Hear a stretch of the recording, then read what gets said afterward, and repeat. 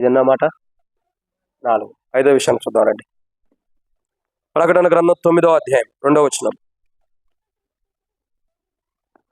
ప్రకటన గ్రంథం 9వ అధ్యాయం 2వ వచనం.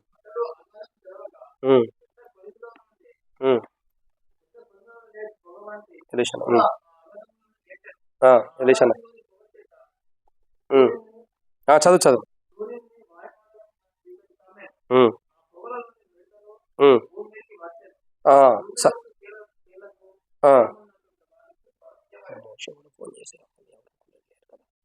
కాబట్టి దేవుని వాక్యం చూసినట్టే ఇది 5వ మాటను మనం చూస్తున్నాం. ఏంటి 5వ మాట ఏంటంటే ఏమని రాయబడుతూ వచ్చిందండి?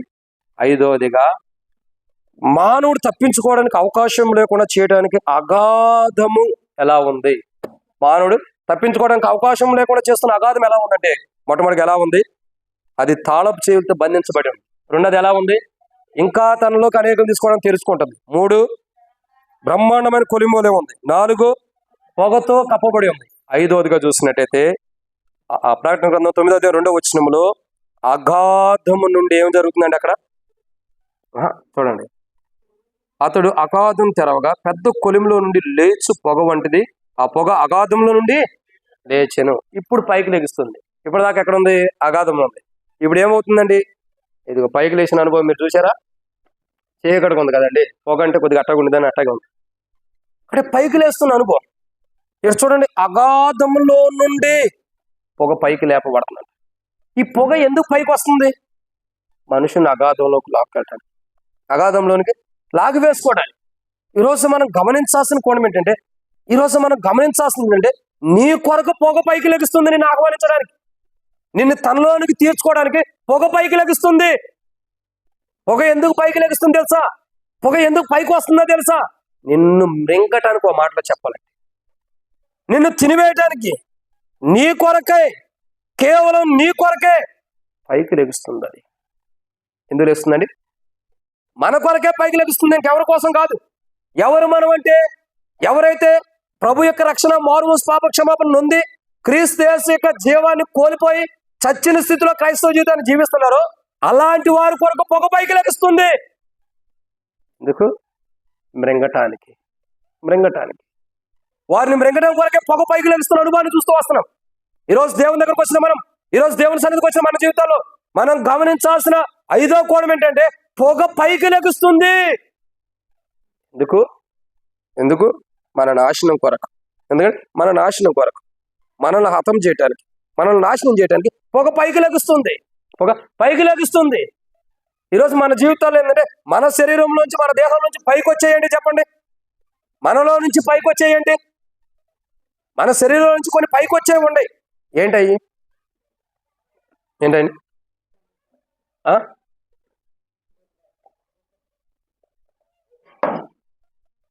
దుర్వాసన, ఇంకా దురాలోచనలు, ఇంకా మనలో నుండి పైకి వచ్చేయండి. చాలా ఉంటాయి, చెప్పుకోం. కొన్ని విషయాలు చాలా ఉంటాయి కదా, చెప్పుకోం. కానీ ఈరోజు మనం దేవుని వాక్యాన్ని గమనించినట్లయితే, దేవుని సన్నిధిని మనం జాగ్రత్తగా గమనించినట్లయితే, పొగ పైకి ఎలా వస్తుందో, ఎందుకు వస్తుంది? అది నాశనం చేయడానికి. మన జీవితంలో కూడా కొన్ని పైకి వచ్చేవి ఉంటాయి. రానివ్వండియా, ఉండే కొన్ని శరీరాశలు ఉంటాయి, నేత్రాశలు ఉంటాయి, దుర్వాసనతో కూడిన పాపాలు ఉంటాయి, ఎన్నో ఉండే. ఇవన్నీ పైకి ఎందుకు వస్తున్నాయి అంటే, మనల్ని చెప్పడానికి తప్ప. ఇప్పుడు నేను నిన్న కూడా ఉపవాస ప్రార్థనలో ఒక మాట చెప్పాను. దావీదు రాజు పతనానికి ఎవరు కారణం చెప్పండి? 2వ సమూయేలు గ్రంథం 11వ అధ్యాయం దావీదు రాజు పాపం చేశాడు. 12వ అధ్యాయంలో దేవుడు మాట్లాడుతున్నాడు. సరే, దావీదు రాజు పాపం చేయడానికి, అతని జీవితం పతనం అవడానికి కారణం ఎవరు చెప్పండి?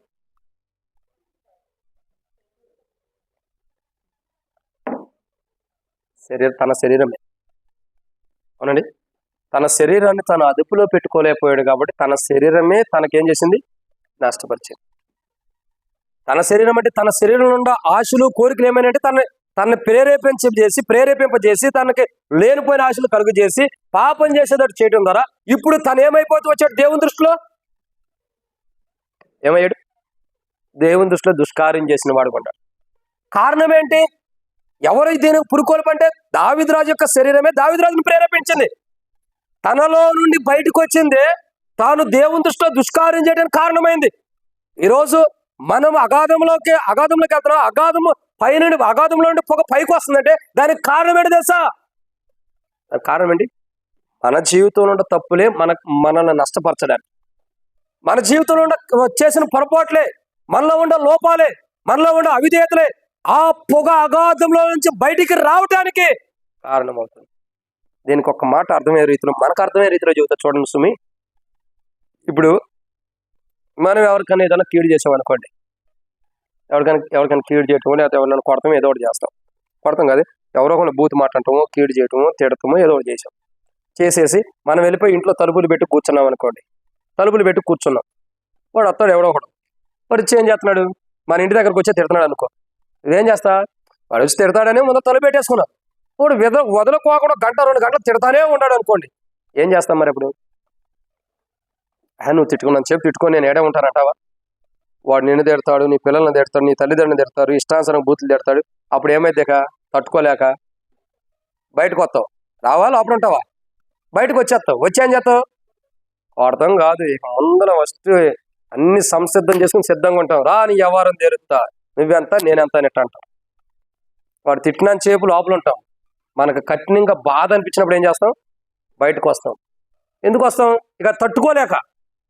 ఇలారా మన జీవితంలో మన శరీరం నుండి పుట్టినటువంటి పాపాలు మన యొక్క ఆత్మీయ స్థితిని తట్టుకోలేనప్పుడు దాన్ని బట్టి మనకేమొస్తుందంటే నరకం వస్తుంది.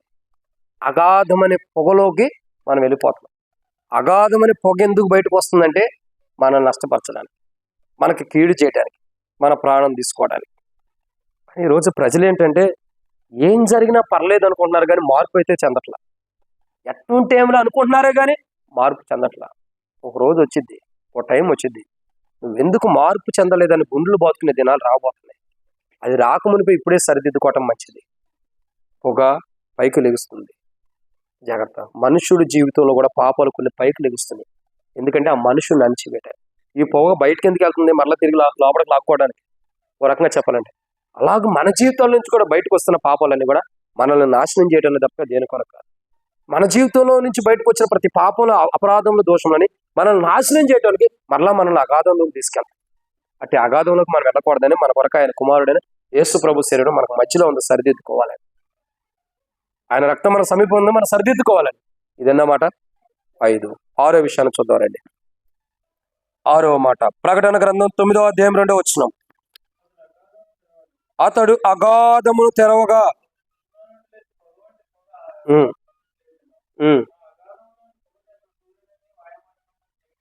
చాలన్న. కాబట్టి ఇక్కడ అస్సలైన దగ్గరకు వచ్చేసాం. 6వదిగా చూసినట్టే ఆ పొగ ఏమైందండి? చదండి.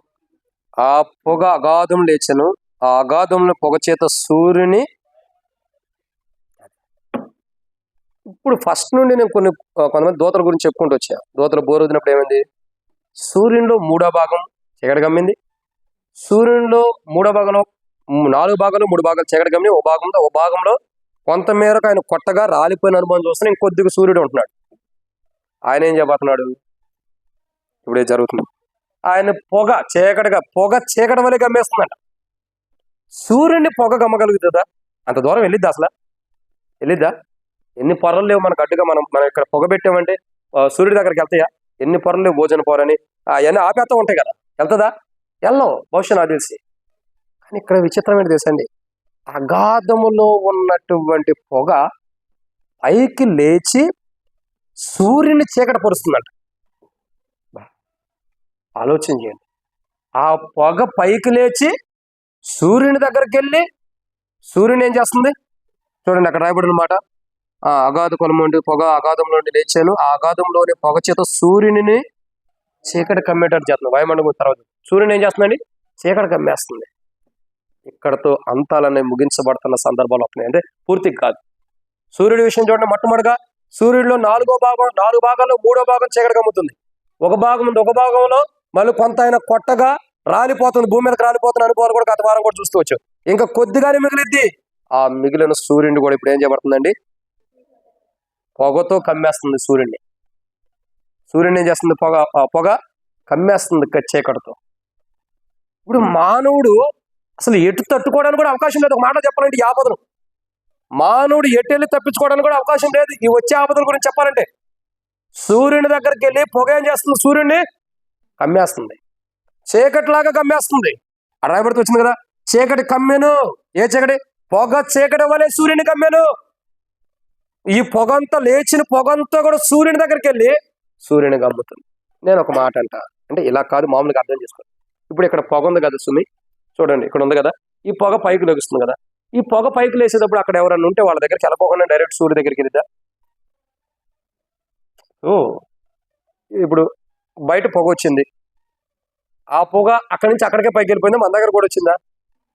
కొద్దిగా వచ్చింది. అందుకే కదా మరి తిమ్మోతి అన్నకి కాజన్న చెప్పి చూసిరామని చెప్పింది. అంటే ఆ పొగ డైరెక్ట్గా వెళ్ళిపోతుందా?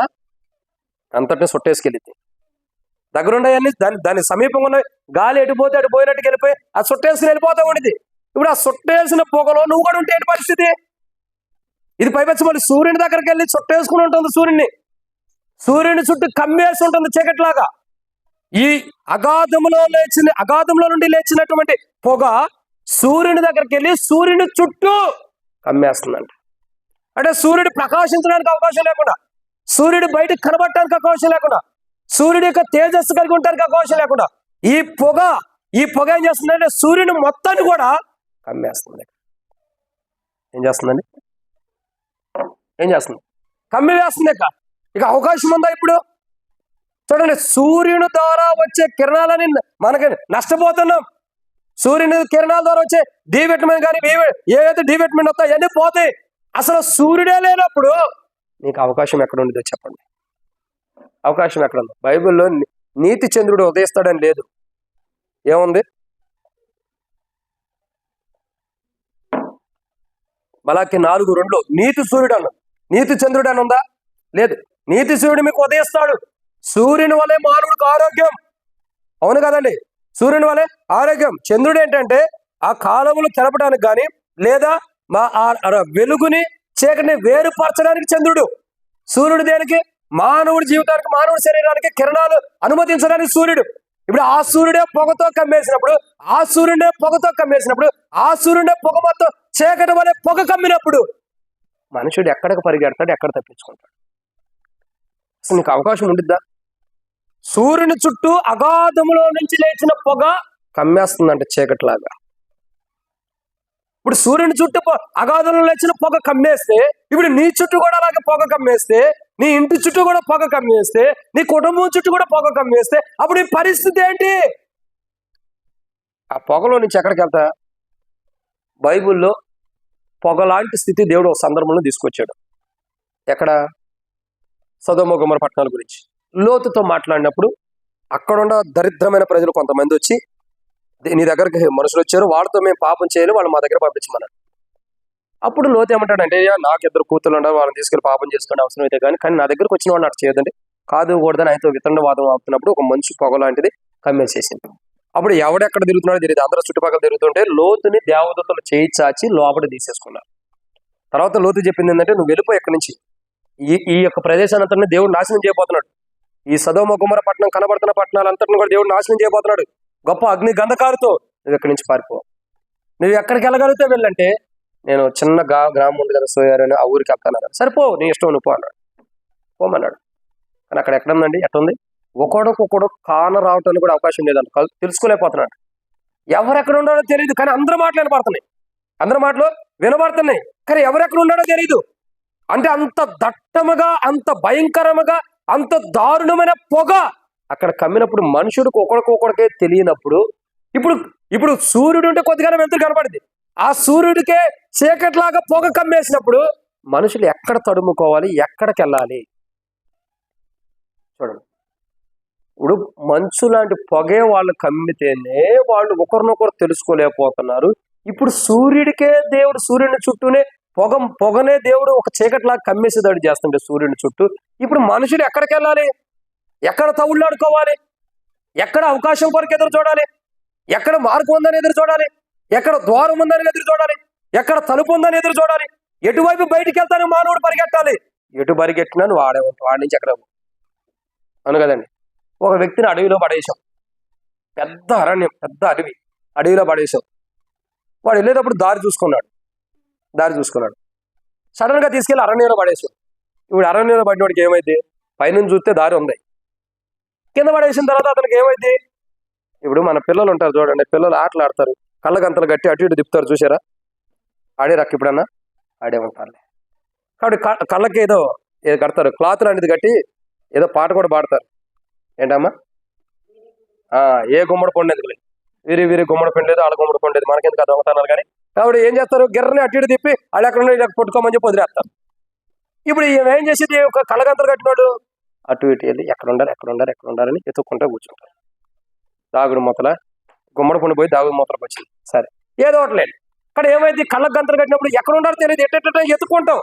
ఎక్కడ ఉండట్టు ఏమో, మన కళ్ళు మూసుకుపోయిండే కదా, ఎక్కడ ఉండాలి మనకేం తెలుసు? వాళ్ళు పట్టుకోవచ్చు, గుంటలో కూడా పడవచ్చు, వాళ్ళు పట్టుకోవచ్చు, కింద పడవచ్చు, అవునా? వాళ్ళు పట్టుకోవచ్చు, ఏడైనా పడవచ్చు. ఒక మనిషి కళ్ళకు గంతలు కడితేనే ఇంత దారుణంగా ఉంటుంటే, సూర్యునికే దేవుడు పొగను తీసుకెళ్లి కమ్మేసేటట్టు చేసేస్తున్నాడు. ఒక రకంగా చెప్పమంటారా? సూర్యుడికే గంతలు కట్టేసాడు దేవుడు అనుకోండి. ఇప్పుడు ఏంటి పరిస్థితి మనది? సహజంగా కళ్ళకు గంతలు కడితేనే అటు ఇటు వెళ్ళలేం. భయంతో ఎట్టంటావు, ఎట్టంటావు అంటే ఏంది? ఎక్కడన్నా ఎవరన్నా ఉండారా అని ఎట్టంటావు. ఇప్పుడు సూర్యుడే కనపడ్డు, ఆయన పొగతో కమ్మివేయబడ్డాడు, అవకాశమే లేదు. ఇప్పుడు ఎక్కడ గంతలు కట్టుకుని వెళ్తున్నా? ఎక్కడ వెతుకుతావు? ఇప్పుడు నీతి సూర్యుడు వద్దనుకున్నావు, నీతి సూర్యుడు ప్రకాశించి నీ హృదయంలో ఉండాలనుకున్నాడు, కానీ ఆయన వద్దనుకున్నావు. ఆయన నీతి సూర్యుడు కాబట్టి గొర్రెపిల్ల వలె స్వభావం ధరించుకుని ఆయన ఇంకా నీతిపరుడుగా, రక్షణ కలిగిన వాడుగా, దీనుడుగా ఈ లోకానికి వచ్చి, రాజుకి ఈ లోకానికి వచ్చి గాడిద మీద ఎక్కి గాడిద పిల్ల మీద వచ్చి మనకు కలవలసిన ప్రాణం పెట్టాడు. ఆ నీతిమంతుడు మనం వద్దనుకున్నాం, ఆ నీతిపరుడు మనకు వద్దనుకున్నాం. ఇంకొక మాట చెప్పమంటారా? మనకంటే యోగ్యులు ఎవరో తెలుసా? రక్షణ లేని వారి యోగ్యులు. వారు ఒక్కసారి నమ్మేస్తారు. రక్షించబడిన వారు ఆ నీతి సూర్యుడి అనుభవాల్లోకి వచ్చి కూడా ఆయన పదే బాధిస్తారు. ఇప్పుడు చూడండి, ఇశ్రాయేలు ప్రజలు ఏమంటున్నారు? వాడిని సిలువేయండి, వాడిని సిలువేయండి. నువ్వే కదమ్మా గత ఆదివారం ఆయన గాడిద పిల్ల మీదకి ఎక్కువ వచ్చినప్పుడు కొబ్బరి మట్టలు పరిచేవు, దేన్ని ఖర్జూరపు మట్టలు పరిచేవు, వస్త్రాలు పరిచేవు. ప్రభుపేట వచ్చిన వాడు స్తుతించబడను కాక అన్నావు కదా. మరి ఖర్జూరపు మట్టలు ఎందుకు పరిచా? ఆయన చావు కోసమా? వస్త్రాలు ఎందుకు పరిచా? ఆయన మరణం కోసమా? ఎందుకు స్తుతించా? దేనికోసం? అర్థం ఉండాలిగా. మరి వీళ్ళే ఖర్జూరం మట్టలు వేసి వస్త్రాలు భావించి గాడిద పిల్ల మీద ఎక్కువ వస్తున్నప్పుడు ప్రభుపేట వచ్చిన వాడు స్తుతించబడరు కాక అన్నారు. మళ్ళీ ఆదివారానికి ఇట్లా గనపరిచారు, శుక్రవారం రావడానికి వీడు మంచోడు కాదు, వీడిని సిలువేయండి అన్నారు. ఆదివారం ఈయన మంచోడు, శుక్రవారంకి వచ్చేదానికి ఈయన షడ్డోడు అయిపోయాడు. ఆదివారమేమో ప్రభుపేట వచ్చాడు ఈయనని స్తుతించారు. శుక్రవారం వచ్చేసరికి ఈయన సిలువ వేసాడు, నేను బతకడానికి లేదు, ముందు సిలువ వేసాడు. అంత పాపం నీకేం చేశాడు యేసుప్రభు వారు? దీనుడికి లోకానికి రావటమా? ఇంకా నీతిపరుడిగా రావటమా? రక్షణకర్తకి లోకానికి రావటం, ఇదేనా ఆయన చేసిన పాపం నీకు? ఇదేనా? అసలు ఎంత అజ్ఞానంలో ప్రజలు ఉంటారంటే, అప్పుడే కనపరిచేది 4-3 రోజులకి డక్కా ముక్క అంటారు చూసారా? ఏదో పెట్టారు. వాళ్ళు పరిచయం చేస్తూ ఉంటారు కదా కొంతమంది, వాళ్ళే ఏమంటారు? కాదు డబ్బులు ఇచ్చినా, కాదు ఏదైనా చేసినా సరే, నువ్వు మంచివాడివి ఎత్తేసారక. అరే, ఒక నీతిపరుని పోగొట్టుకున్నావు, అదే అర్థం కావట్లా. ఒక నీతిమంతుని పోగొట్టుకున్నావు, అది అర్థం కావట్లా. ఎవరో ఏదో పెడితే, భోజనం పెడితేనో, డబ్బులు ఇస్తేనో, మాట సహాయం చేస్తేనో వాళ్ళకి చేయకూడతావా నువ్వు? నీతిపరుడు ఆయన, రక్షణకర్త, దీనుడు. ఈయనెంత దరిద్రుడు అంటే ఎవరు? ఇస్కరియోతు యూదా. ఆయనతోనే ఉంటున్నాడు, ఆయన ప్రేమను రుచి చూచాడు, ఆయన సహవాసాన్ని రుచి చూచాడు, ఆయన శాంతిని రుచి చూచాడు, ఆయనలో ఉన్న మాధుర్యాన్ని రుచి చూచాడు, ఆయన గుణగణ లక్షణాలను రుచి చూచాడు. ఇంత చూసి కూడా ఈ చేసిన దరిద్రమైన పని ఏంటండి? యేసు ప్రభువారిని అప్పగించాడు.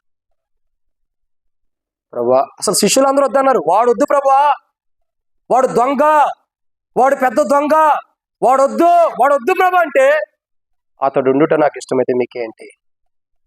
వద్దు ప్రభా, వాడు శాంతం మీకు తెలీదు, వాడు పెద్ద దొంగ, అయినా వాడు ఉంటే మీకేంటి? అతడు ఉండుట నాకు ఇష్టమైతే మీకేంటి? ఒక దొంగని, నువ్వు దొంగవని తెలుసు, నువ్వు దొంగతనం చేస్తున్నావని తెలుసు, భయంకరమైన దొంగవని తెలుసు, నీకు మనసంతా ధనం మీద ఉండిద్దని తెలుసు, డబ్బు మీద నీ వ్యామోహం అని తెలుసు, డబ్బు లేకపోతే నువ్వు చచ్చిపోతావు అనుకో తెలుసు. అయినా ఎందుకు నిన్ను ఆయన దగ్గర తీసుకు పక్కన పెట్టుకున్నాడు?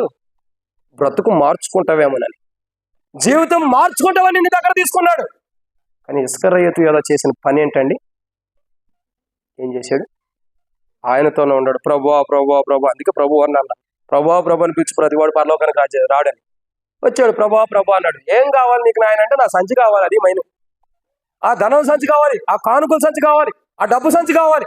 వచ్చాడు, తీసుకుంటున్నాడు. ఇంకా చూడండి, ఆ స్త్రీ పాపం విలువ కలిగిన డబ్బులు పెట్టి ఒక అత్తరు బుడ్డి కొనుక్కొచ్చి, తన దగ్గర ఉన్న డబ్బులు అన్నిటి పెట్టి విలువ కలిగిన అత్తరు బుడ్డి తీసుకొచ్చి యేసు ప్రభు మీద ప్రోక్షిస్తే, అసలు ఎవరు మాట్లాడకుండా ఈయనకెందుకు చెప్పండి, ఉన్నమాట అంటే ఉరికి ఎక్కువ అన్నట్టు.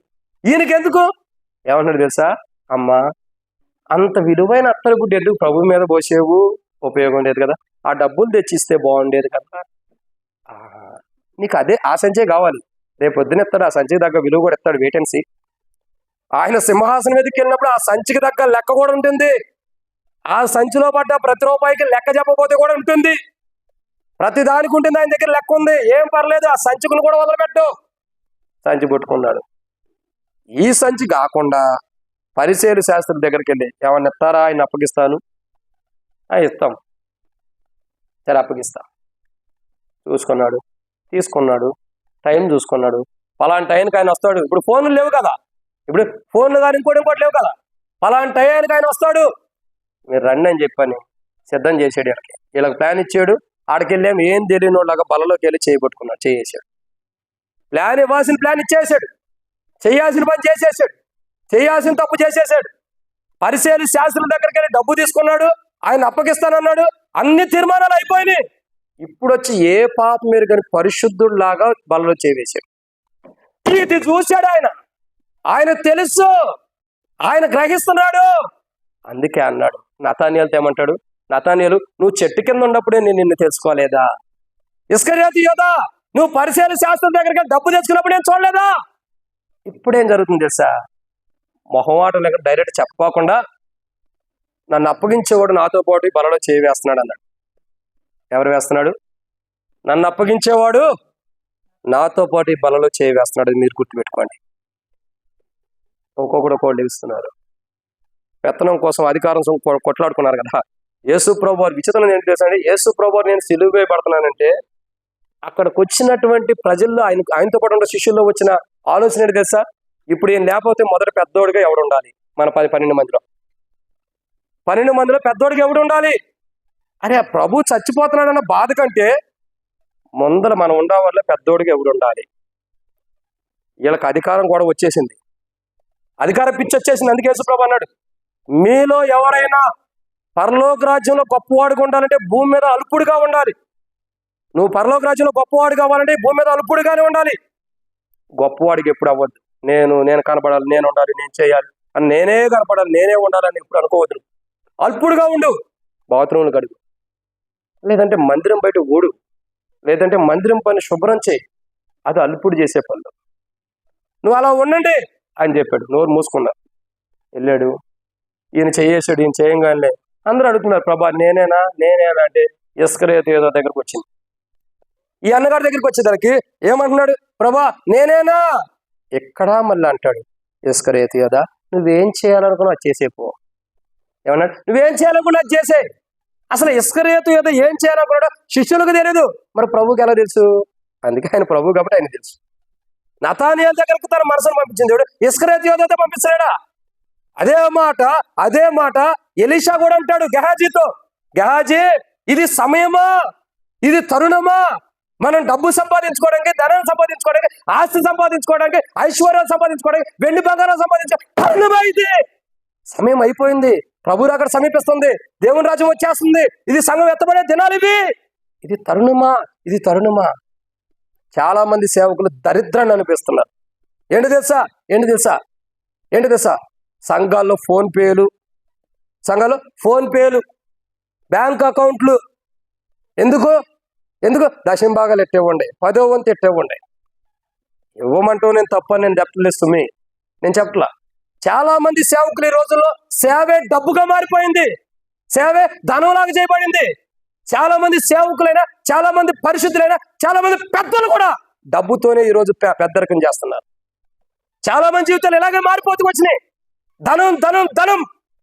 ఏది దేవుడు ఇష్టపడలేదో, ఏది ప్రభు కాలదాన్యాడో, ఏది ప్రభు వద్దన్నాడో ఆ ధనం మీదే మనుషుడు ముక్కు వెక్కి పెట్టేశాడు. అదే దాని మీద మక్కువ ఎక్కువైపోయింది. అదే దాని మానవుడు మనసంతా ధనం ధనం, అది వద్దని ప్రభు చెప్పాడు. ఈ లోక ధనం చెమ్మటి చెదలు పట్టిపోయింది, కానీ దీని మీద మనసు పెట్టకూడదు, మీరు పరలోక రాజ్యంలో మీ మనసు పెట్టండి అన్నాడు. అందుకే అన్నాడు, మీ ధనం ఎక్కడ ఉండనో మీ మనసు అక్కడే ఉండు, మీ హృదయం అక్కడే ఉంటుంది చెప్పాడు స్పష్టంగా. మనమే అర్థం చేసుకోవట్లా. చాలా మంది సేవకులు సేవ ధనాన్ని సంపాదించుకోవడానికి అయిపోయింది. ఈ రోజుల్లో సేవ అంటే డబ్బు సంపాదించుకోవడం, ధనం సంపాదించుకోవడం, ఆస్తి సంపాదించుకోవడం. మన ఒక ఆయన చెబుతున్నాడు, ఒక ఆయనకు 3 కూతుర్లు అంట, ముగ్గురు ఇద్దరు కూతుర్లు అంట. ముగ్గురు ఇద్దరు ఉండరు, ముగ్గురు కానీ ఇద్దరు ఉండని మొత్తానికి ఒకే రకమైనటువంటి కారు కొనిపెట్టాడు. ఒకటే కలరు, ఒకటే రకమైన కారు. అంటే ఎంత దారుణం! నువ్వు దేని కొరకు వచ్చే సేవకు దేని కొరకు వచ్చావు? దేనికంటే ప్రభు కొరకు క్రయధనం చెల్లించి ప్రభుత్వ కొరకు వ్యయపరచడానికి సేవకు వచ్చాం. అందుకే గెహాజీ అంటాడు, ఇది సమయమా, ఇది డబ్బు సంపాదించిన సమయమా? ఒక సేవకుడేమో రియల్ ఎస్టేట్ చేస్తాడు, ఒక సేవకుడేమో బ్రోకరేజ్ చేస్తున్నాడట. ఏంది ఇది? మనం డబ్బులు సంపాదించుకునే టైమా ఇది? ధనాన్ని సంపాదించుకునే టైమా ఇది? వెండి బంగారాలు సంపాదించుకునే టైం ఇది? అగాధం తెరవబడుతుంది. దాని నుండి తప్పించుకోవడానికి సిద్ధపడాల్సిన జీవితాలు కానీ ధనము, డబ్బు, ఆస్తి, ఐశ్వర్యం ఇదండి. ఒక పాట ఉండేది, నాకు చాలా ఇష్టమైన పాట, ఎప్పుడు బాధల్లో ఉన్న పాట అంట, సువార్త గురించి. ఏమనంటే ఆ సువార్త ఒక గొప్ప పాట ఉంది. ఏమంటారంటే సువార్త అని చెప్పని పాట పాడి, దాంట్లో ఏముంటుందంటే, ఒకానొక నాడు నువ్వు కాలినడకతో వచ్చావు, ఇప్పుడు కారు లేకపోతే ఉండలేకపోతున్నాడు. ఒకానొకప్పుడు చిరిపోయిన వస్త్రాలతో ఉండవు, ఇప్పుడు కోట్లు సూట్లు లేకపోతే ఉండలేకపోతున్నారంట. ఒకప్పుడు ఈ పొగ లాంటి జీవితం నుంచి బయటకు వచ్చాం, ఇప్పుడు పొగ లేకపోతేనే మందిరం ఉండేది. ఇప్పుడు చాలా మంది మందిరాల్లో కింద నుంచి పొగ వస్తుంది, పెట్టారు అవి కూడా. అంటే దేని కొరకు? ఇప్పుడు ఇది సమయమా? పొగలు పెట్టుకుని ఆల్రెడీ ఆయన పొగ రెడీ చేశాడు, ఇక మనం పెట్టుకోవడం దేనికి పొగ? మనం పరలోకానికి వెళ్తే ఎలా పోతే పొగలోకి వెళ్తాం కదా. ఇది సమయమా? ఇది తరుణమా? గెహాజీ దేవుడు మాట్లాడతాడు, ఎలీషా, ఇది తరుణమా? ధనం సంపాదించుకోవడానికి, డబ్బు సంపాదించుకోవడానికి, ఆస్తి సంపాదించుకోవడం, ఇది తరుణమా? ఏం చేస్తున్నావు నువ్వు? అసలు అర్థమవుతుందా గెహాజీ? ఇది ఏ దినాలు అనుకున్నావు? ఏ రోజులు అనుకున్నావు? ఎలాంటి పరిస్థితులు ఇవి? నీకు అవగాహన ఉందా కదండి?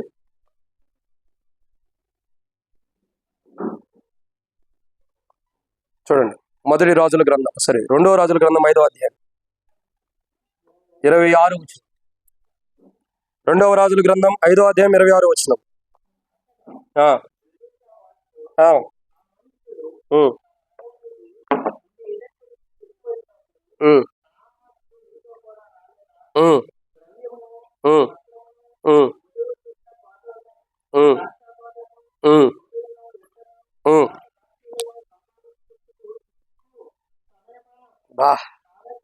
చాలు. ఏమంటున్నాడండి? ఇది సమయమా మనం సంపాదించుకోవడానికి? ఇది సంపాదన కొరకైన సమయం. ఇది సంపాదించుకునే సమయం కాదు. చాలా మంది బిజినెస్లు చేసేవాళ్ళు ఉన్నారు, జాబులు చేసేవాళ్ళు ఉన్నారు, ఇంకా వ్యాపారాలు చేసేవాళ్ళు ఉన్నారు. సంఘ ప్రార్థనకు మనం వచ్చేవాళ్ళు చేతులు ఎత్తండి. సరే, జాబ్ చేసేవాళ్ళు అంటే ఆ టైంకి ఏదైనా డ్యూటీ ఉంటే చెప్పలేము, ఇక దాన్ని ఏం అనలేము. డ్యూటీ లేకపోతే పోనీ బైబిల్ స్టడీ, పోనీ ఉపవాస ప్రార్థన. ఇక్కడ గమనించాలి, మిగతా రోజుల్లో మనం ఎక్కడికైనా పనులు చేసుకోకుండా వెళ్ళకుండా ఉంటామా? సోమవారం నుండి శనివారం వరకు మనం పని చేయకుండా ఉంటామా? ఏదో పని చేస్తాం కదా. అది సమయం ఉంది, కానీ దేవుని మందిరానికి వెళ్తానే సమయం లేదు. అదే గెహాజీ అన్నాడు, ఇది సమయమా? వెండి సంపాదించుకోవడానికి, బంగారం సంపాదించుకోవడానికి, ద్రవ్యం కానీ, వస్త్రాలు కానీ, ఒలివ చెట్లు, ద్రాక్ష తోటలు కానీ, గొర్రెలు కానీ, ఎడ్లను కానీ, దాసులను కానీ సంపాదించుకోవడానికి సమయమా? ఇది సమయం కాదే. మరి నువ్వు ఎందుకు ఇలా చేస్తున్నావు గెహాజీ? ఎందుకు ఇలా చేస్తున్నావు? ఎందుకు ఇలా? ఈరోజు చాలా మంది క్రైస్తవులు ఎలాంటి వాళ్ళు ఉన్నారు? డబ్బు డబ్బు డబ్బు, ధనం ధనం ధనం. సంఘ ప్రార్థన పోయిద్దా ధనం కోసం, బైబిల్ స్టడీ పోయిద్దా ధనం కోసం, ఉపవాస ప్రార్థనలు పోతే ఆదివారమే మనకి ఇష్టం వచ్చినప్పుడు వస్తాం మందిరాన్ని. ధనం కోసం దేవుని సన్నిధిని కూడా విడిచిపెట్టేసే వాళ్ళు ఉన్నారు. అదేమనంటే పేరెంట్స్, ఈ ఒక్కరోజే కదన్నా, జాగ్రత్త. దేవుడు తరుణం అనుమతిస్తే ఎవడో కూడా తప్పించుకోలేడు. ఇది సమయం కాదు, గుర్తుపెట్టుకో ప్రియులారా. సూర్యుని చీకటిని కమ్ముతుంది పొగ. ఆ పొగలో నుంచి ఎవడో బయటకు రాలేడు. ఎందుకంటే మనుషుడు సంపాదించుకునే వ్యామోహంలో ఉన్నాడు. సంపాదించుకునే సంపాదన మీద మనసు పెట్టేశాడు. ఇది అనుకూల తరుణమా, ఇది సమయమా కాదే. మరి ఎందుకు ఆల్రెడీ సూర్యుని చుట్టూ పొగ కమ్మబోతున్న దినాలు రాబోతున్నాయి. సూర్యుని చుట్టూ పొగ అగాధంలో నుంచి లేచి కమ్మబోతున్న దినాలు రాబోతున్నాయి. సరైన విధానంలో క్రైస్తవ జీవితంలో సరిదిద్దుకోలేక, దేవుని ఆత్మీయంగా ఎదగలేక, ధనం ధనం ధనం ధనం అని సంపాదించుకుని ఎందుకు నీ జీవితాన్ని నష్టపరుచుకుంటావు? దీనికోసమా నీ కొరకు దేవుని కుమారుడైన యేసు ప్రభువు పరమును వీడి భూమి మీదకి వచ్చి కలువరిశిలో ప్రాణం పెట్టడానికి సిద్ధపడిన వాడుగా, దీనుడుగా, ఇంకా నీతిపరుడుగా, ఇంకా చూసినట్టయితే ఇంకా రక్షకుడిగా ఈ లోకానికి గాడిద మీదకి, గాడిద పిల్ల మీదకి రాజుగా ఎందుకు వచ్చాడు? నరకానికి వెళ్ళటానికి కాదు. నువ్వు నరకానికి వెళ్ళాలని కాదు, పరలోకానికి చేర్చడానికి. పరలోకానికి అగాధంకి వెళ్ళాలని కాదు, అగాధంలోనే తప్పించడం కొరకు ఆయన వచ్చాడు. మనం ఎలా ఉంటున్నాం, మన పరిస్థితి ఎలా ఉంటుందో ఒక్కసారి ప్రశ్నించుకోండి. నేనేమన్నా ఇదన్నమాట అండి. 7వ విషయాన్ని చూద్దానండి. ఇది సమయం కాదు, అది గుర్తుపెట్టుకోండి. ఇది సరి చేసుకోవాల్సిన సమయం, ఇది సరిదిద్దుకోవాల్సిన సమయం, ఇది అంత్య దినాల్లో ఉన్న సమయం. ఇది 7వ విషయాన్ని ప్రకటన గ్రంథం 9వ అధ్యాయం 2వ వచనం. ప్రకటన గ్రంథం 9వ అధ్యాయం 2వ వచనం.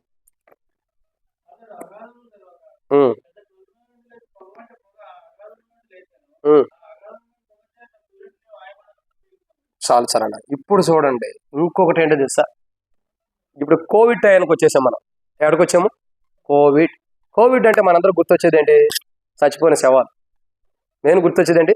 చనిపోయిన శవాలు. ఎందుకు చచ్చిపోతున్నారు? ఎందుకు చనిపోయారు కోవిడ్ టైంలో ప్రజలు?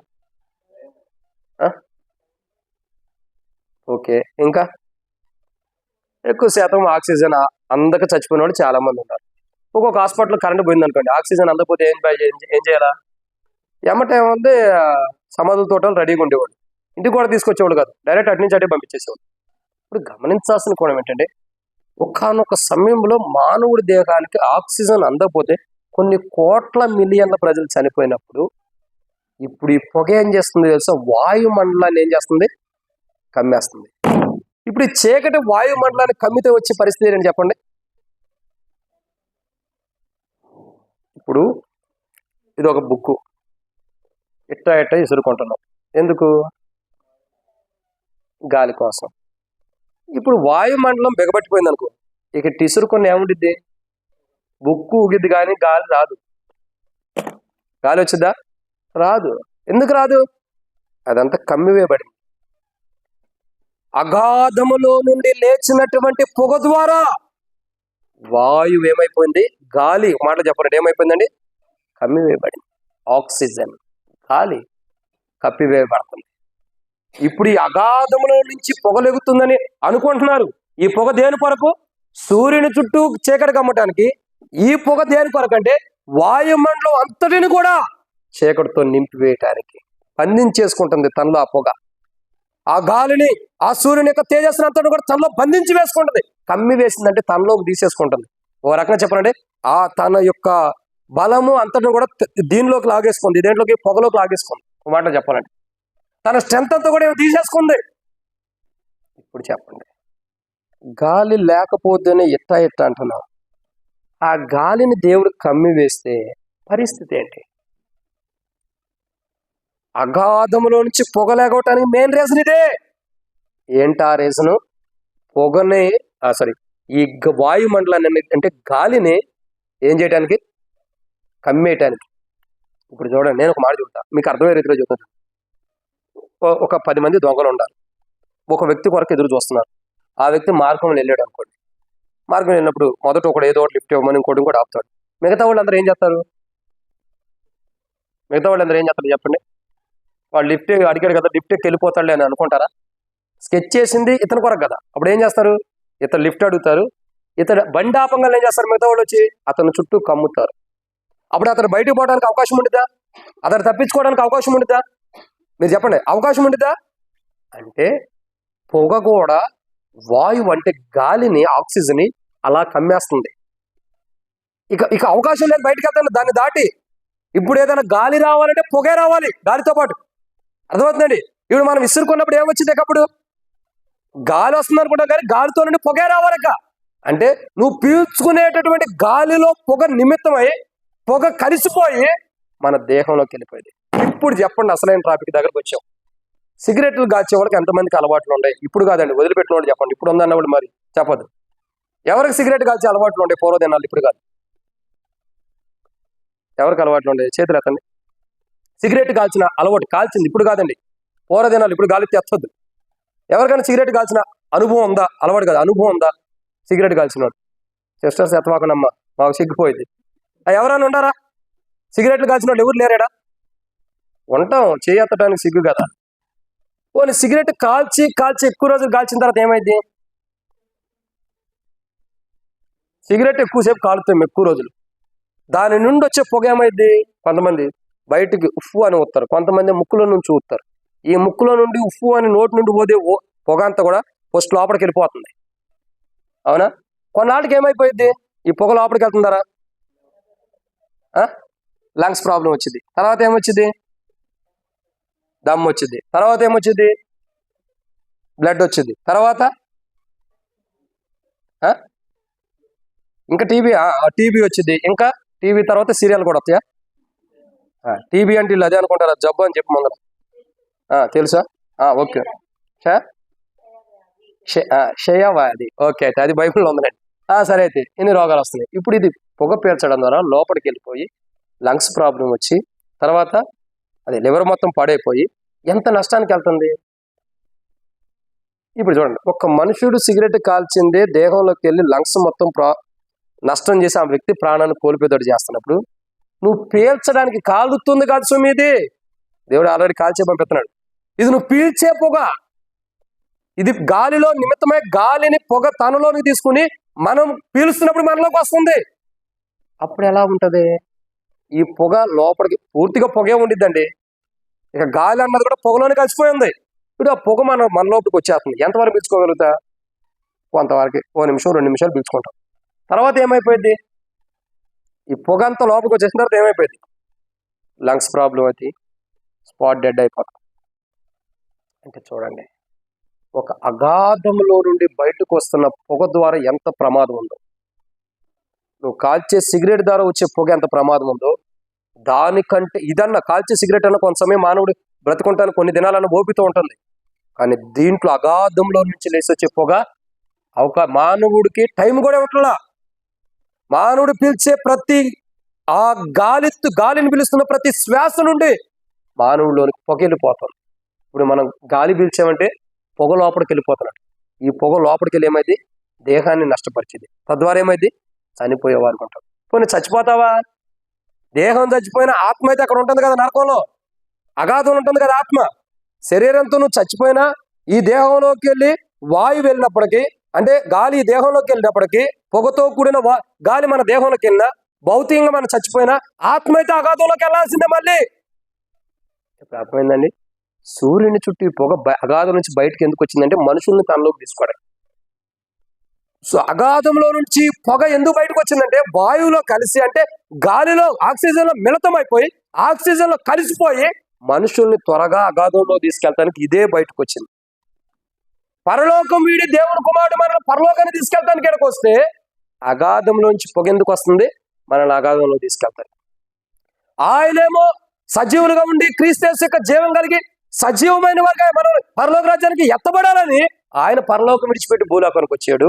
ఇప్పుడు ఈ గాలి వాయువు ఏం చేస్తుందండి? అది ఆయన పరలోకం నుంచి విడిచిపెట్టి భూమి మీదకి వచ్చిందేమో మనకు రక్షణ ఇచ్చి మనం పరలోక రాజ్యంలో జీవం కలిగిన వారికి సిద్ధపరచలేదు. ఇప్పుడు అగాధం నుంచి వాయువు ఎందుకు వస్తుంది? మనల్ని అగాధంలో తీసుకెళ్తాడు. ఆయన ఎందుకు వచ్చాడు? ఆయన ఉండే స్థలంలో తీసుకెళ్తాడు. ఈ వాయువు ఎందుకు వస్తుంది? ఈ యొక్క పొగ వాయువులోకి ఎందుకు కలుస్తుందంటే మనల్ని దీనిలో తీసుకెళ్తాను. అర్థం చేసుకోండి, చాలా ప్రమాదకరమైన దినాలు రాబోతున్నాయి. మనుషుడు తప్పించుకోవడానికి అవకాశం లేదు. నువ్వు అగాధంలోకి వెళ్ళిపోయి వాయువు నిన్ను తీసుకెళ్ళిన అగాధంలో, సూర్యుని చుట్టూ కమ్మినటువంటి ఆ యొక్క పొగ లాంటి అగాధంలోనికి నువ్వు వెళితే, బంధించబడిన అగాధంలోకి వెళితే నీకు అవకాశం ఉన్నది తప్పించుకోవడానికి. జాగ్రత్త, ఇది అంత్య దినములు, ప్రమాదకరమైన దినములు ఇవి. ఏ రోజు ప్రభు వచ్చినో తెలియదు, ఏనాడు ఏ జామును మీ ప్రభు వచ్చినో మీకు తెలియదు. మత్తయి సువార్త 24:44 ఉంది, మీరు సిద్ధపడి ఉండుడి, మీరు సిద్ధముగా ఉండుడి, సిద్ధముగా ఉండు. ఎందుకు? ఇంటికి వెళ్తానికి కాదు, ఎప్పుడు వదిలిపెడతాడో వెళ్దామని కాదు. మీ ప్రభు ఎప్పుడు వస్తున్నాడో తెలియదు, మీ రాజు ఎప్పుడు వస్తున్నాడో తెలియదు. నీతిపరుడైన రాజు, ఇంకా రక్షణ కలిగిన రాజు, దీనుడైన రాజు, రారాజుగా వచ్చిన రాజు, గాడిద పిల్ల మీద ఎక్కి గాడిద పిల్ల మీదకి ఎక్కువ వచ్చినటువంటి రాజు ఏ క్షణం వస్తాడో తెలియదు. వచ్చాడు, చేయాల్సిన సిలువ కార్యం చేసాడు, కలువసిలో ప్రాణం పెట్టాడు, మనందరికి రక్షణ చెల్లిపోయాడు, మనకి జీవాన్ని ఇచ్చాడు, పరలోక రాజ్యంలో జీవించడానికి అవసరమైన జీవం. సంఘంగా ఎత్తబడతానికి మనం సిద్ధంగా ఉండాలి. ఒకవేళ సిద్ధపాటు మనకు లేకపోతే ఆయన ఎప్పుడు వస్తాడో తెలియదు. అప్పుడు ఏం జరిగింది అనుకోని. అందుకే యేసుప్రభు వారు జ్ఞానవంతుడు. ఇప్పుడు యేసుప్రభు వారు వస్తాడని చెబితే ఏదో 2 విషయాలు మనం చెబితే మనం తొందరగా పరలోక రాజ్యాన్ని సిద్ధపడతాం. ఏంటి ఆ 2 విషయాలు చెప్పండి, నేను ముగిచ్చే వస్తున్నాను. ఆయన 2 విషయాలు మనం చెబితే ఖచ్చితంగా మనం పరలోక రాజ్యాన్ని సిద్ధపడతాం. మొదటిది ఏంటి? మనం ఎప్పుడు చచ్చిపోతామో మనం చెబితే తొందరగా మనం సిద్ధపడతాం. నువ్వు ఇప్పుడు మందిరం కానించి ఇంటికి వెళ్ళే లోపల చచ్చిపోతావు అంటే ఏం చేస్తాం? ఈ మందిరంలోనే సిద్ధపడిపోతాం. ఇది మొదటి కోణం. 2, ఆయన ఎప్పుడు వస్తాడో చెప్పినా కానీ సిద్ధపడిపోతారు ఖచ్చితంగా. అందుకే ఈ 2 ఆయన చెప్పాల. మానవుడికి మర్మంగా వచ్చేసాడు. ఆయన తెలియగలవాడు కదండి. మీరే తెలియగలవంటే మీకంటే తెలియగలవాడు కదా. నీ మరణం గురించి చెబితే నువ్వు ఫలానా రోజు చచ్చిపోతావు అంటే ఖచ్చితంగా ఆ రోజు సిద్ధపడతావు. అప్పుడు దాకా అన్ని పాపాలు చేస్తావు. ఎందుకు? నాకు ఇంకా టైం ఉంది కదా అని. అయ్యా దేవుని మంది దగ్గర రమ్మంటే ఇంకా టైం ఉంది, నా సాగు ఇంకా చాలా రోజులు ఉందంటే దేవుడు చెప్పాడంటాం. చివరి క్షణంలోకి వచ్చి ఏ పాప మెరుగిన వారుగా ప్రభా తప్పైపోయింది క్షమించంటూ ఆమె అన్ని లోపల వెళ్ళిపోతాం. అందుకని ఒప్పుకుంటాం. అందుకే దేవుడు ఆ టైం ఇవ్వాలా. నీ మరణం ఎప్పుడు నీకు చెప్పని కారణం అదే. చెబితే ఎన్ని పాపాలు చేసినా చివరిలో ఒప్పుకుంటాం. ఆయన ఎప్పుడు వస్తాడో కూడా ఎందుకు చెప్పలేదంటే ఇదే కారణం. ఆయన ఎప్పుడు వస్తాడో చెబితే పలానా టైంలో పలానా గడిలో వస్తాడని చెప్పి ఖచ్చితంగా 1 రోజులు ముందు నుంచి ఉపవాసం ఉండి సిద్ధపడతాం. అందుకే ఆయన చెప్పలా ఏ గడి వచ్చినో ఏ క్షణం వచ్చినో మీ ప్రభు ఎప్పుడు వచ్చినా తెలియదు కనుక మీరు సిద్ధముగా ఉండండి. ఆయన వచ్చేది, నీ మరణము 2 ఆయన టైం చెబితే నువ్వు ఆయనకంటే జ్ఞానవంతుడి, తొందరగానే సిద్ధపడతావు. అందుకే ఆయన చెప్పలేదు కదా. ఆయన చెప్పని కారణం అది. నీ జీవిత చరిత్ర ఒకసారి చిట్టా వేసి మొత్తం చూపిస్తాడు స్క్రీన్ మీద. అందుకే ఆయన చెప్పలా. ఆయన ఎప్పుడు వస్తాడో చెప్పాలా, నువ్వు ఎప్పుడు చేస్తావో చెప్పాలా. అందుకేం చేయాలా? ఎప్పుడు పోతామో తెలీదు, ఎప్పుడు ఆయన వస్తాడో తెలీదు, మన పోకడ ఆయన రాకడ ఎప్పుడో తెలీదు. అందుకేం చేయాలి? మనం ఎప్పుడు పోతామో తెలీదు, ఆయన ఎప్పుడు వస్తాడో తెలీదు. అందుకే మనం సిద్ధంగా ఉండాలి. రాబోతున్న అగాధం నుంచి తప్పించడం కొరకై తప్పించబట్టడం కొరకు ఇక్కడ మనం సిద్ధంగా ఉండాలి. తప్పించడం కొరకు ఆయన శరీరం, ఆయన రక్తం మన మధ్యలో ఉంది సమీపంగా తప్పించడానికి. ఏమైనా బలహీనత పొరపాటు ఉంటే సరి చేసుకుని తప్పించబట్టడానికి ఆయన దేహం, ఆయన రక్తం మన సమీపంగా ఉంది. ఎందుకంటే మన సంఘముగా ఎత్తబడాలి. సజీవులమే కానీ జీవం కలిగిన వారిగా మనం ఎత్తబడాలి. ఆ జీవం దేవుని ఆత్మ, దేవుని ఆలోచన, దేవుని క్రియలు, సజీవమైన దేవుని క్రియ మనలో లేనప్పుడు మనం చస్తాం, నరకానికి వెళ్తాం, అగాధానికి వెళ్తాం. అగాధంలోకి వెళ్ళకూడదని ఇంత గొప్ప ఆపదలు ఈ అగాధంలో నుండి కానీ అగాధంలో నుండి వస్తున్న పొగదార మానవుడికి ఆపదలు ఉన్నాయి. అట్టి ఆపదల నుంచి మనం తప్పించబట్టడం కొరకై, అట్టి ఆపద నుంచి మనం తప్పించడానికి, అట్టి ఆపద నుంచి మనం తప్పించబట్టడం కొరకై ఆయన కలువరిశిలో ప్రాణం పెట్టాడు. ఆయన కార్చిన రక్తం, ఆయన ఏదో దేహం అయితే ఆయన దున్నబడిందో ఆ దేహం మరలా తీసుకొచ్చి మన మధ్యలో ఉంచాడు. ఎందుకు? ఈ రోజు కూడా మీరు సరి చేసుకోండి. ఈ రోజు నేను క్షమిస్తానని ప్రభు మన మధ్యలో ఉంచాడు. లేదా ఈ మాటలు అశ్రద్ధ పెట్టి పెడచేవి పెడితే, ఇంత వాక్యం విన్నా పెడచేవి కానీ పెట్టామంటే మేమేం చేయలేం. నీ మరణానికి మేము ఉత్తరవాదులు కాము. పోయిన వారం కూడా చెప్పాము. ఎవరైతే అవిధేయతలు ఉండే అశ్రద్ధతో బల్లో పాల్గొంటారో నీ మరణానికి, నీ ఆత్మీయ మరణానికి, నీ ఆత్మ నరకంలో కట్టడానికి మేము బాధ్యులం కాదు. అవును, ఆమేన్. అంతే. ఎందుకు చెప్పాల్సింది చెప్పావు. సర్దిద్దుకోకపోతే నీ మరణానికి నువ్వే ఆమేన్, మేము బాధ్యతలం కాము, ఆమేన్. మరలా ఆమేన్ చెప్తున్నా. ఎందుకు? నేనైతే బాధ్యుని కాదు మీ ఆత్మకి. ఎందుకు బాధ్యుని కాదు అంటున్నానంటే చెప్పాల్సింది చెప్పా. సర్దిద్దుకోలేని స్థితిలో నువ్వు ఉన్నప్పుడు నీ చావుకు నేను బాధ్యుని కాదు.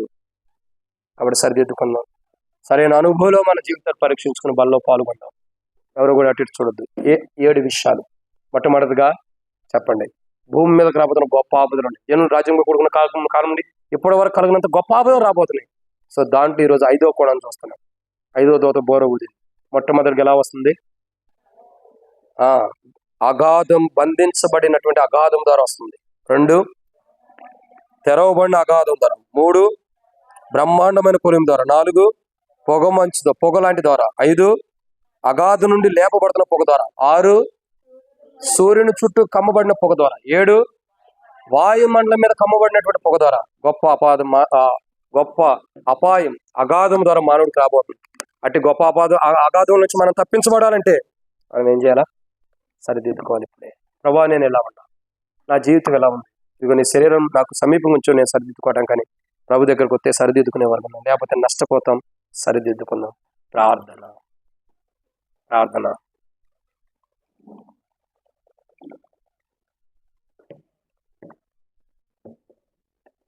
ప్రార్థన అటు ఇటు చూడొద్దు. ఎవరికి వారు మనం పరీక్షించుకుందాం. టైం ఎక్కువైందంటే పర్లా, మన జీవితం మారటం కంటే టైం ఎక్కువేం కాదు. ఈరోజు మనల్ని మనం పరీక్షించుకుందాం. ఎలా ఉన్నాం, మనం ఏ స్థితిలో ఉన్నాం, ప్రభుని అడుగుదాం. కళ్ళు మూసుకుని, ప్రభా నేను ఇప్పుడు అగాధంలో పడవటానికి సమీపం ఉన్నా, అగాధంలో పడవేయబటానికి నేను సమీపం ఉన్నా ప్రభా. యేసయ్య గొప్ప అగాధంలో పడబోతున్న స్థితిలో నేను ఉన్నా ప్రభా, నన్ను మార్చు.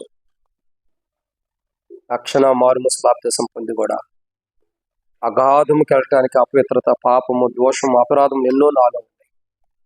క్షమించండి. నీ మాట వినకపోవడం, నీకు అవిధేయత, నీ మాటకు లోబడకపోవడం ఎన్నో నాలో ఉన్నాయి. క్షమించండి. నా కొరకే అగాధం పొంచి ఉంది, కానీ నా కొరకే నువ్వు ఎదురు చూస్తున్నావు ప్రభా. నేను నీ వైపు రావడానికి ఇష్టపడుతున్నా. అగాధం వైపు నాకు వద్దు. నేను సజీవుడిగా ఉండి క్రీస్తు యేసుకు జీవం కలిగి సంఘంగా ఎత్తబడాలని చూస్తున్నా, విడవబడాలని కాదు ప్రభా. ఎత్తబడే సంఘంగా నన్ను స్థిరపరచు. విడవబడే స్థితి నుండి నన్ను కాపాడు. ఎత్తబడే సంఘంగా నన్ను చేయి. అగాధము నాకు వద్దు ప్రభా. నీ నిత్యత్వం, నిత్య జీవం, ఆ నూతన విషయంలో ఉన్న జీవం నాకు కావాలి ప్రభా. ఆ జీవాన్ని పోగొట్టుకున్నా, నీ రక్షణ ద్వారా నాకు ఇచ్చావు. మరలా పోగొట్టుకున్నా దీనుడుగా ప్రభా, రాజుగా, ఇంకా నీవు ప్రభా నీతిపరుడుగా, ఇంకా ప్రభా మరి నువ్వెంత రక్షణ కలిగిన వాడికి లోపలికి వచ్చావు. గాడిద పిల్ల మీదకి ఎక్కి నాకు రక్షణ ఇచ్చావు, కానీ నేను మరలా కోల్పోయి ఉండ ప్రభా. దయచేసి నన్ను క్షమించు. కోల్పోయిన రక్షణ మరలా ఇచ్చి, కోల్పోయిన ఆత్మీయ జీవితాన్ని మరలా ఇచ్చి, కోల్పోయిన ఆ జీవాన్ని మరలా ఇచ్చి, ఒకరోజు సంఘం కడబోరం మోగినప్పుడు సంఘంకి ఎత్తబడి భూమి మీదకి రాబోతున్న గొప్ప ఆపదల నుంచి నేను తప్పించబట్టడం కొరకే నాకు తరుణం దయచేయి.